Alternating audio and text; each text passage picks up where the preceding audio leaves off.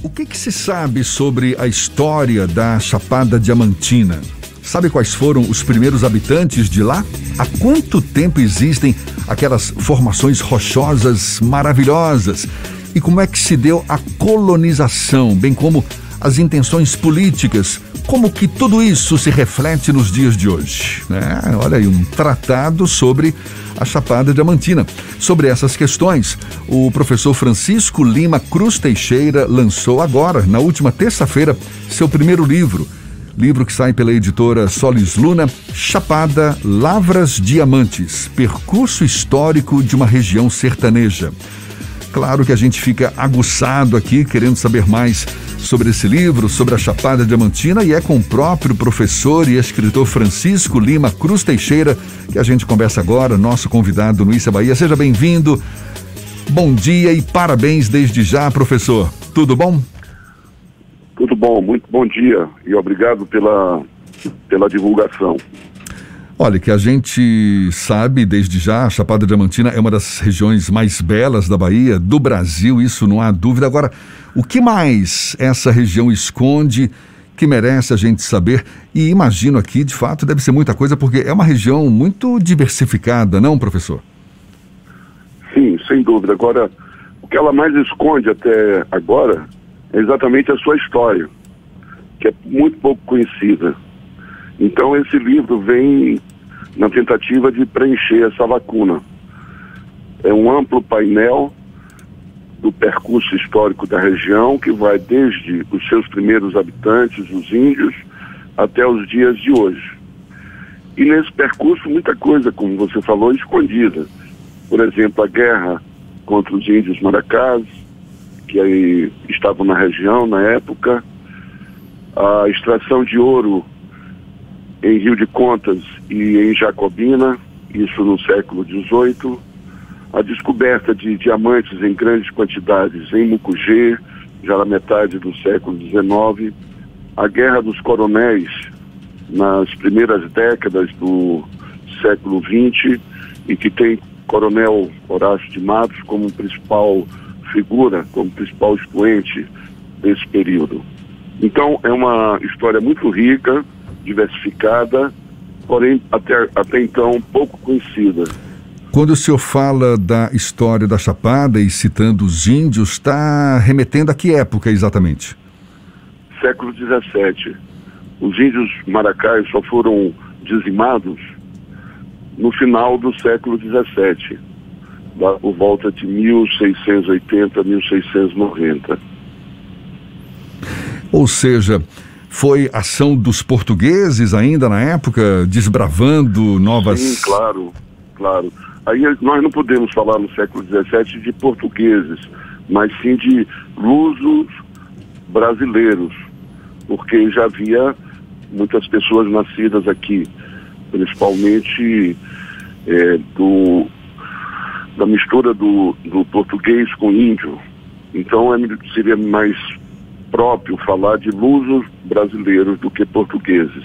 Sim, a ação dessas pessoas que são os colonizadores, os que se arvoram a donos do território. Então, no caso específico dessa guerra aos maracás, o governo geral da Bahia contratou sertanistas paulistas para fazer essa guerra, porque esses índios estavam oferecendo uma grande resistência e inclusive atacando as vilas do litoral, onde se concentrava a população de colonizadores. Como é que se deu a pesquisa, o levantamento desses dados todos? O senhor se baseou em que exatamente? Há inúmeras fontes e referências. Então são fontes, ou seja, livros, escritos e publicações desde o século XVI. Na verdade, o livro mais antigo que é citado é um livro do século XVI de Gabriel Soares de Souza. Então, muitas fontes são reunidas nesse livro e que estavam até então dispersas. E também fontes de dados, a exemplo de censos e outras publicações que contêm estatísticas sobre a região. A obra é uma das primeiras a reunir essas informações de maneira organizada. Essa opção surgiu porque a relação do senhor com a Chapada Diamantina ao ponto de escrever um livro sobre essa área da Bahia? Bom, primeiro eu poderia dizer que foi uma paixão curiosa pela região. E desde da primeira vez que eu visitei a Chapada, eu me interessei por sua história. Porém, isso já vai muito tempo. Mais recentemente, eu estava em perspectiva de me aposentar como professor da Universidade Federal da Bahia e morar na Chapada. Esse era um projeto. Esse projeto se realizou. E mesmo antes de ir morar na Chapada, eu já estava colhendo e lendo material a respeito da sua história. Então, nos 3 anos que eu passei morando em Mucugê, na zona rural de Mucugê, eu me dediquei a coletar esse material e escrever esse livro. Então, é fruto de um projeto de vida de morar na Chapada. E esse processo de construção, o Jefferson perguntou, de busca, onde foi, como foi, para encontrar as referências desse processo de escrita. Também tem o contato com a própria população local, que ajuda a entender como funciona a história da própria Chapada Diamantina, a história viva dela? Sim, claro. Então, eu costumo dizer que eu utilizei de um método que em pesquisa se fala muito, que é observação participante. Então, eu vivi lá, e evidentemente que durante esse período eu observei muito e convivi com pessoas, eu visitei lugares, etc. Agora, a busca das referências é um processo que você começa com o primeiro livro, que lhe remete a outro, que lhe remete a um artigo, que lhe remete a uma publicação, e assim você vai juntando, coletando o material a ser usado para que seja feita a escrita do livro. O senhor consegue entender as razões por que essa história não é tão difundida para o restante da população brasileira e até baiana? Olha, aí não é uma característica específica da Chapada. Várias outras regiões históricas do Brasil que a gente conhece muito pouca história. Na verdade é o seguinte, a história, a nossa historiografia, até pouco tempo atrás, ela era extremamente concentrada naquilo que aconteceu no litoral, que foi a primeira ocupação dos colonizadores. O sertão era muito pouco conhecido. Só de uns 40 anos, 30 anos para cá, é que começou-se a pesquisar a história do sertão com mais profundidade, com mais afinco. Então, o fato da história da Chapada não ser muito conhecida não é uma característica própria da Chapada, mas eu diria de várias regiões do sertão brasileiro e que são regiões históricas. Nesse processo de levantamento de dados sobre a Chapada, sobre a história dela, qual foi o pontapé inicial, a primeira, digamos, publicação que serviu de referência para entender essa história toda? Foi o livro de Valfrido de Moraes, Jagunços e Heróis. É um clássico da nossa historiografia, é um livro que tem um conteúdo sociológico muito grande e que fala da saga de Horácio de Matos. Basicamente o livro dele é sobre isso, sobre as guerras dos coronéis na Chapada, guerras essas que tiveram Horácio de Matos como principal figura.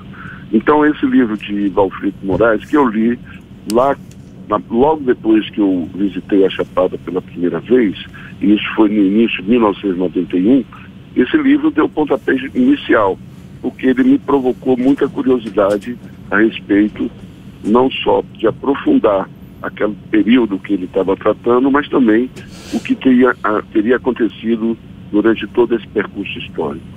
Esse trabalho, porque é um quebra-cabeças isso, né? Vai pegando uma informação aqui, outra ali.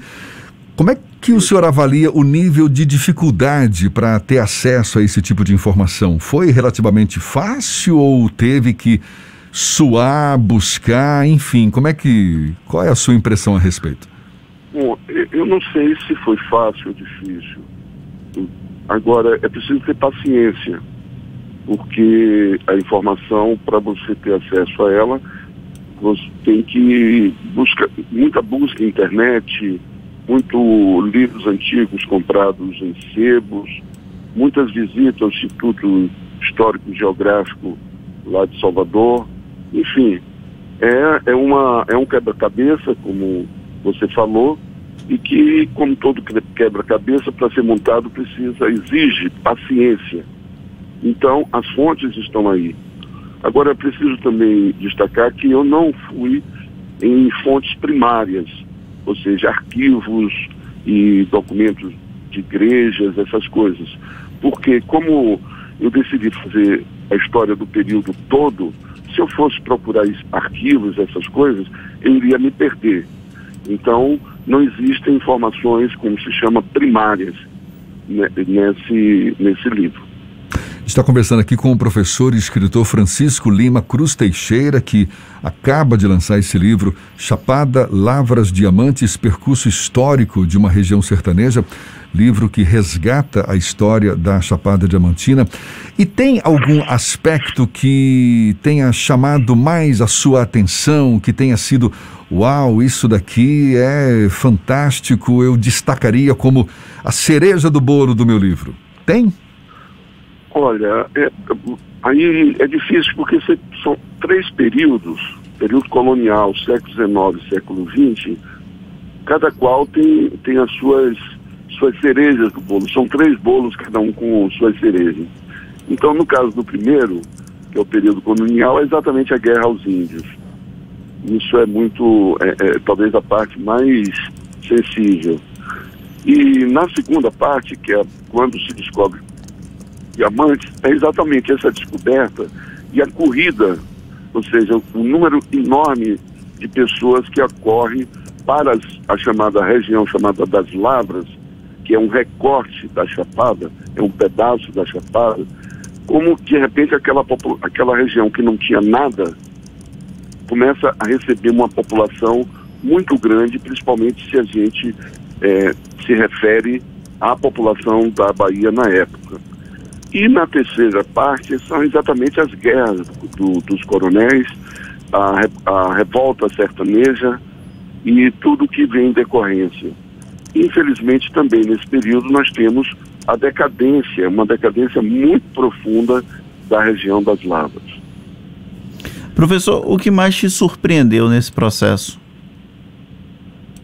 O que mais me surpreendeu é difícil dizer, mas talvez, vamos dizer, o número de pessoas que morreram nessas guerras dos coronéis lá na região, e também como o povo, né, principalmente o povo da roça, sofreu com essas guerras, porque eles eram constantemente assaltados para que pudessem fornecer alimentos e montarias para os combatentes, né, os jagunços. Quando o senhor fala em guerra dos coronéis, quem contra quem exatamente? Bom, nesse caso aí, nessa perspectiva se coloca quem contra quem, eu poderia dizer Horácio de Matos e seus amigos contra a outra facção que tinha como principal expoente a família Sá de Lençóis, que inicialmente era o grande coronel Felisberto Sá, em seguida vieram seus filhos, o Aureliano Sá e César Sá. Então essa era a grande divisão. Agora, o Horácio fez guerra antes de fazer ao Sá, ele fez guerra antes de invadir Lençóis, ele fez guerra a outros amigos da família Sá, que foi o coronel Manuel Fabrício de Campestre, hoje Seabra, e o coronel Militão Rodrigues, que é de Barra do Mendes, lá ali na região do norte da Chapada. Entende? Então essa era mais ou menos a divisão de forças, sem contar que o governo estadual constantemente mandava soldados da força pública para combater ao lado dos inimigos de Horácio de Matos. Então havia também essa facção do governo poderoso governo estadual que mandava soldados para combater os jagunços de Horácio de Matos. E guerras, no caso, motivadas pelo quê? Pela conquista de novas terras, pelas riquezas da região? Não era tanto por novas terras, porque as terras quase todas já estavam ocupadas. Era por poder, era pelo mando na região. E, logicamente, junto com isso havia questões de honra, questões, por exemplo, a primeira guerra de Horácio de Matos foi desencadeada porque o irmão dele foi assassinado e ele não conseguiu que os assassinos fossem presos e cumprissem pena. Então, isso o levou a fazer a primeira guerra. Mas isso é um fato circunstancial, ou seja, é o que desencadeou essa primeira guerra. O pano de fundo era a disputa pelo poder na região.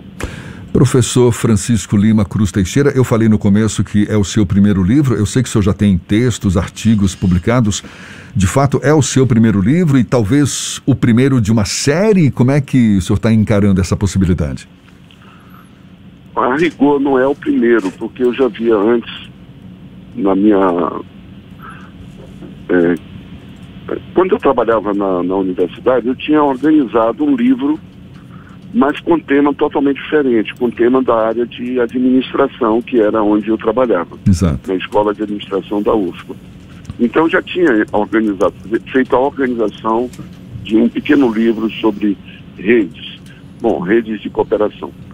Mas isso tem muito tempo, é um livro que não se divulgou muito, então vamos dizer assim, é o primeiro livro da minha autoria, unicamente da minha autoria, porque o outro tinha outros autores, e se vem mais, eu não sei dizer agora nesse momento. Eu tenho vontade de escrever mais.